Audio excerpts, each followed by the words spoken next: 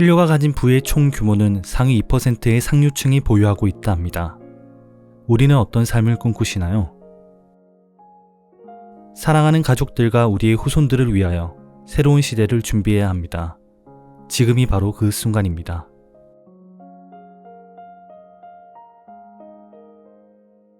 제목, 부자 아빠, 가난한 아빠. 저자, 로버트 기요사키. 출판, 미느민. 기획 리딩, 송진호. 사람들은 자신을 위해 사업을 한다. 1974년 로버트의 친구 한 명이 오스틴에 있는 텍사스 대학에서 맥도날드의 창업자 레이 크록의 강연을 들었다. 강연이 끝난 후 레이는 학생들과 어울려 맥주를 마시러 갔다. 그 자리에서 레이는 자신이 무슨 사업을 하고 있는지 아느냐고 학생들에게 물었다. 학생들은 장난으로 생각하고 웃으며 햄버거 판매 사업을 하고 있다고 답했다. 하지만 레이는 자신의 햄버거 사업이 아니라 부동산 사업에 종사한다고 말했다. 그는 각 체인점의 부지와 위치가 사업의 성공에서 가장 중요한 요소임을 알고 있었다. 오늘날 맥도날드는 단일 조직으로서 세계에서 가장 많은 부동산을 보유하고 있는 기업이다. 미국은 물론 전 세계에서 가장 비싼 거리와 교차로의 땅을 갖고 있다. 그 교훈을 가슴에 새긴 로버트의 친구는 현재 세차장 몇 곳을 운영하고 있는데 그의 진짜 사업은 세차장이 위치한 부동산을 중심으로 돌아간다. 많은 사람들이 다른 모두를 위해 일한다. 고용주와 정부, 은행 등을 위해서 말이다. 레이 크록과 부자 아버지가 알고 있는 것은 바로 부자의 세 번째 규칙, 즉 자신을 위해 사업을 해야 한다는 것이다. 당신의 직업과 당신의 사업 사이에는 큰 차이가 존재한다. 로버트는 종종 사람들에게 이렇게 묻는다. 당신의 사업은 무엇입니까? 사람들은 저는 은행가입니다와 같은 식으로 답한다. 그러면 로버트는 다시 묻는다. 은행을 소유하고 계십니까? 그러면 대개는 아니요. 은행에서 일합니다와 같은 답이 나온다. 이 예에서 보듯이 사람들은 종종 직업과 사업을 혼동한다. 직업이 은행가일지라도 여전히 자신의 사업이 필요하다는 사실을 모른다는 뜻이다. 너무나 많은 사람들이 다른 누군가의 사업에 신경 쓰고 다른 누군가를 부자로 만들어주면서 인생을 보낸다. 여기서 자신의 사업을 하라는 것은 창업을 하라는 뜻이 아니라 자산 부문을 튼튼하게 다지라는 의미다. 진심으로 창업에 관심이 있는 사람이라면 말릴 생각은 없지만 당신의 사업은 수입 부문이 아니라 자산 부문을 중심으로 돌아가야 한다. 승진이나 더 나은 일자리가 재정적 안정을 안겨주는 경우 추가로 생긴 돈이 수입을 창출하는 자산의 매입에 쓰일 때뿐이다. 가난한 사람들과 중산층의 대다수가 재정적으로 보수적인 면을 띠는 주된 이유는 재정적 토대를 갖추지 못했기 때문이다. 그래서 일에 매달리는 안전을 추구해야 한다. 그들은 리스크를 감수할 여유가 없다. 하지만 힘겨운 시기가 닥치면 많은 사람들이 자산으로 여겼던 무언가가 재정적 위기를 극복하는 데 별 도움이 되지 않는다는 것을 알게 된다. 차는 중고가 되는 순간 가치가 많이 떨어지고 이는 골프채도 마찬가지다. 은행가들이 재무제표에 자산을 기입해도 된다고 말하는 것들이 사실은 진정한 자산이 아니라는 얘기다. 로버트는 대출을 거절당한 적이 있다. 은행에서 그가 주택임대로 돈을 버는 것을 마음에 들어하지 않았고 또 봉급 생활자가 아니라는 사실에 대해 염려했기 때문이다. 반면 그들은 명품 양복과 골프채, 예술 수집품 등의 개인 소유물을 자산 목록에 올린 것에 대해서는 별다른 이의를 제기하지 않는다. 그러나 순자산은 사람들이 생각하는 것과 많이 다르다. 사람들이 순자산의 토대로 삼는 이른바 자산이라는 것의 대부분이 그들의 생각만큼 그렇게 가치가 높지 않다는 뜻이다. 설령 그것을 팔아 이득을 얻는다 해도 그에 대해 세금이 붙기 때문이다. 그래서 로버트는 사람들에게 자신만의 사업에 관심을 가지라고 말한다. 직장을 유지하면서 부채가 아닌 진짜 자산을 사기 시작하라는 것이다. 집으로 가져오고 나면 가치가 떨어지는 개인 소유물도 사지 말아야 한다. 지출을 낮추고 부채를 줄이고 견고한 자산 기반을 부지런히 구축하라는 얘기다. 부모는 자녀들이 성년이 되기 전에 이런 내용을 가르쳐야 한다. 그래야 그들이 진정한 자산이 무엇인지 이해하고 평생 빚의 수렁에 빠져 허덕이는 일이 없게 된다. 로버트는 다음과 같은 범주에 속해야 진정한 자산이라고 강조한다. 1. 내가 없어도 되는 사업. 소유자는 나지만 관리나 운영은 다른 사람들이 하고 있다. 내가 직접 거기서 일을 해야 한다면 그것은 사업이 아니라 내 직업이다. 2. 주식. 3. 채권. 4. 수입을 창출하는 부동산. 5. 어음이나 차용증. 6. 음악이나 원고, 특허 등 지적 재산에서 비롯되는 로열티. 7. 그 외의 가치를 지니고 있거나 소득을 창출하거나 시장성을 지닌 것. 당신이 좋아하는 자산을 획득하라. 로버트는 부동산을 좋아하고 그래서 그것에 대해 생각하고 투자가 가치 있는지 살펴보러 다니는데 많은 시간을 할애한다. 부동산을 좋아하지 않은 사람은 거기에 투자하지 말라는 것이 로버트의 조언이다.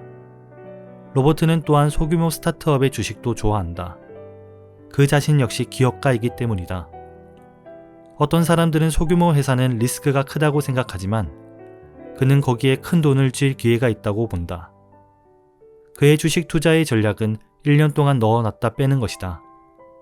그의 부동산 투자 전략은 작게 시작해서 점차 더 큰 자산으로 바꿔나가며 7년 미만으로 보유하는 것이다. 해병대와 제록스에서 근무할 때에도 로버트는 자신만의 사업을 벌이는 데 관심을 기울였다. 정규 직장을 유지한다는 동시에 부동산과 소규모 주식을 거래하면서 자산의 부분을 키워나간 것이다. 그는 진정한 열정을 품은 사람이 아니라면 창업을 권하지 않는다. 대신에 직장을 유지하며 자신만의 사업에 관심을 기울이라고 조언한다. 자신의 자산을 구축하고 튼튼하게 갖고 나가라고 말이다. 현금 흐름이 증가하면 사치를 누릴 수 있지만 이는 현금 흐름이 그런 사치를 지탱해 줄 때나 가능한 얘기다. 자산 부분을 강화해 거기서 발생하는 수입으로 사치품을 향유하면 된다. 핵심 내용 이해하기. 1. 재정적으로 안정이 되려면 자신만의 사업에 관심을 기울여야 한다. 2. 부자들은 자산 부분에 초점을 맞추는 데에 반해 다른 이들은 소득 명세서에 집중한다. 3. 재정적 공경에 부딪히는 것은 평생 다른 누군가를 위해 일하는 데 따르는 직접적인 결과인 경우가 많다. 은퇴 후 자신이 그동안 기울였던 노력의 결과를 보여줄 수 없는 상태가 된 사람이 너무도 많다. 4. 순 자산이 정확하지 않은 주된 이유 중 하나는 자산을 매각하는 순간 이득에 대한 세금이 붙기 때문이다. 5. 일단 돈이 들어가면 결코 빼지 마라. 그렇게 생각하면 좋다. 일단 자산 부분에 들어간 돈은 당신의 직원이 된다. 그런 돈은 가장 좋은 점은 하루 24시간 일하고 앞으로 수대에 걸쳐서도 일할 수 있다는 것이다. 6. 부자는 사치품을 제일 마지막으로 장만하는 데에 반해 가난한 이들과 중산층은 그것을 제일 먼저 사는 경향이 있다. 7. 가난한 이들과 중산층은 자신의 피와 땀 그리고 자녀들에게 물려줘야 할 유산으로 사치품을 누린다.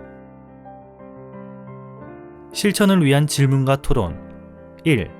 당신의 직업은 무엇이고 당신의 사업은 무엇인가? 둘은 어떻게 다른가? 2.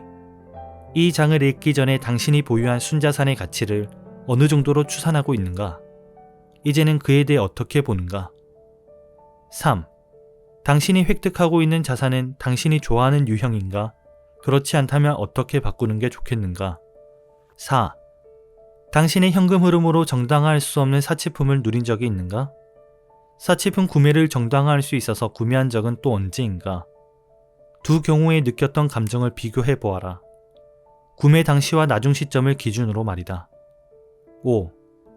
가족 중에 평생을 다른 사람을 위해 일하고 결국 아무것도 손에 쥔 게 없는 사람이 있는가?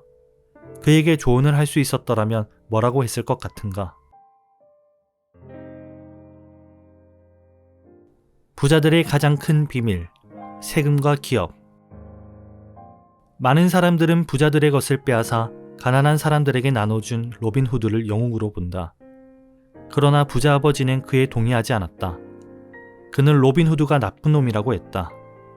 국민들의 일반적인 정서는 부자들이 마땅히 세금을 더 많이 내고 가난한 사람들에게 도움을 줘야 한다는 것이지만 실상 가장 세금 부담이 큰 계층은 중산층이다.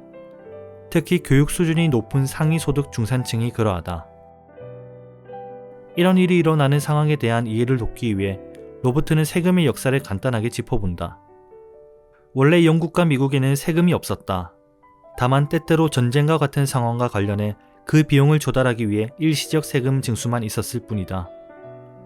영국은 1874년에 국민들에게 부과하는 소득세를 영구화했고 미국은 1913년에 수정헌법 제16조를 채택해 소득세를 영구화했다. 한때 미국인들은 세금에 대해 반대했었다. 그 유명한 보스턴 차 사건이 발생한 것도 차에 대해 지나친 세금이 부과된 탓이었으며 그 사건은 결국 독립전쟁의 도화선이 되었다. 이 나라들이 국민 다수가 인정하는 세금을 걷어들일 수 있었던 것은 처음에는 부자들에게만 세금이 부과되었기 때문이다.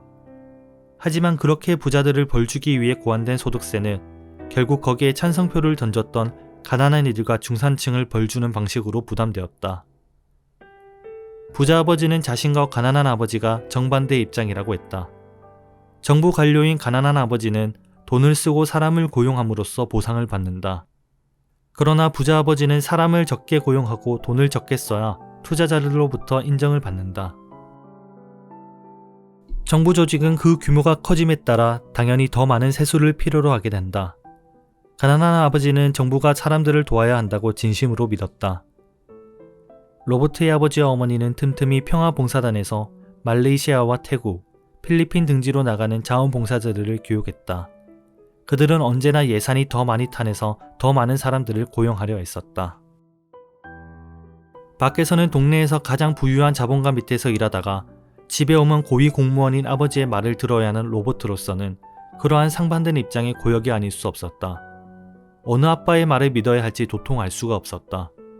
하지만 시간이 흐르면서 로버트는 세금의 역사를 공부하며 흥미로운 사실을 발견하게 되었다.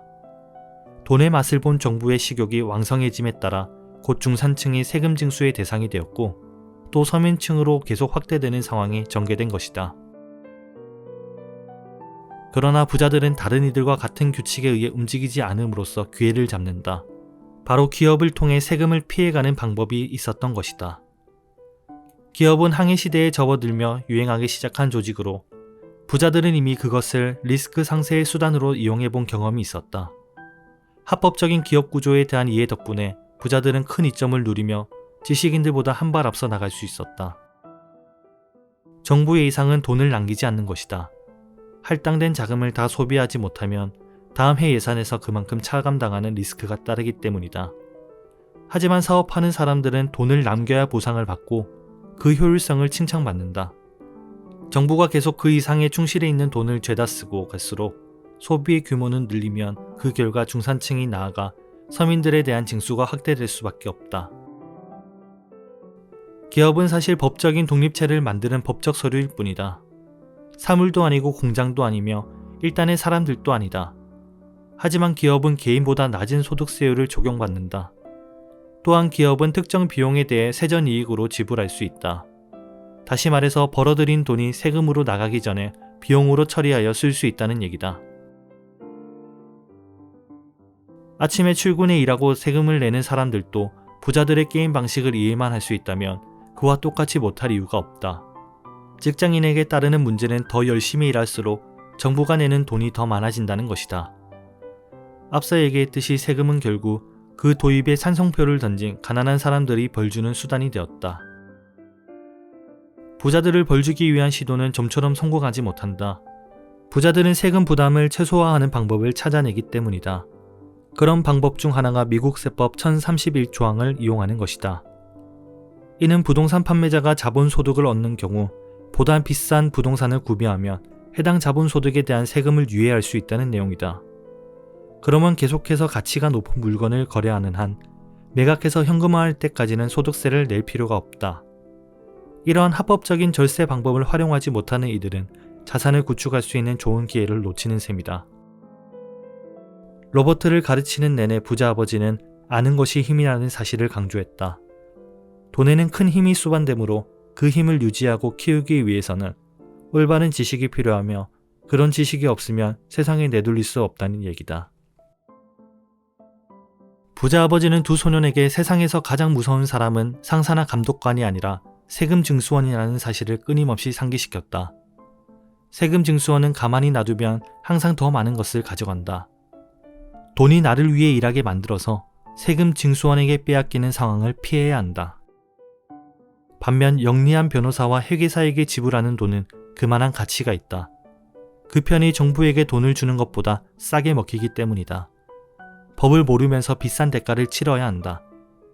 해병대에서 전역해 제록스에서 일하던 20대 중반 시절의 로버트는 봉급에서 빠져나가는 많은 세금에 실망했고, 그래서 1974년에 처음으로 자신만의 사업체를 따로 설립했다.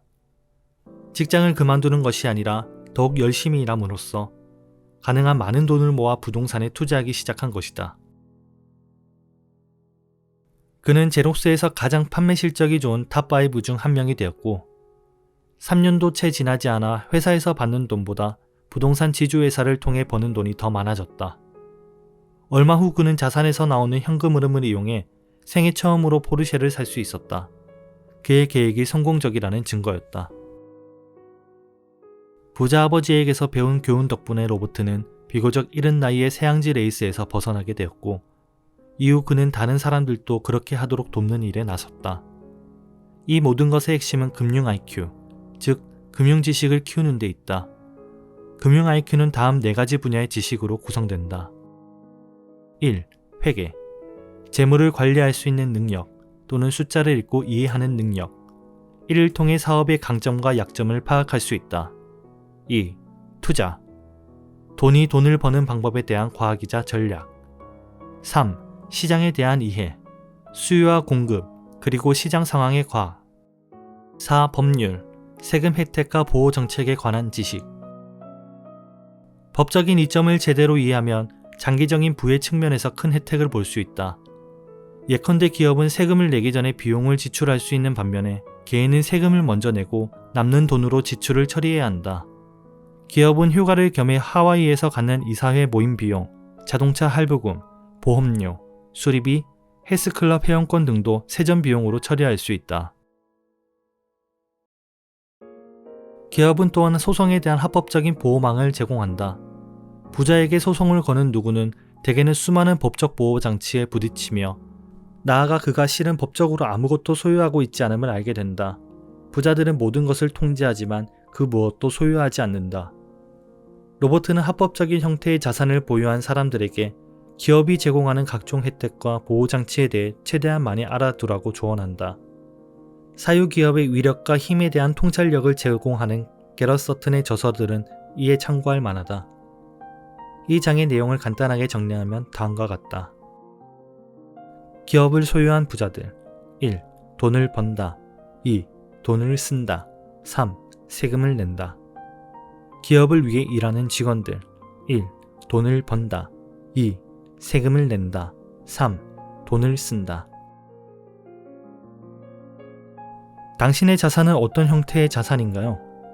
부자들만의 규칙과 그들의 생활을 배우고 나아가 미래를 준비하는 성공적인 사업가가 되길 바랍니다. 이상 신하부클이었습니다.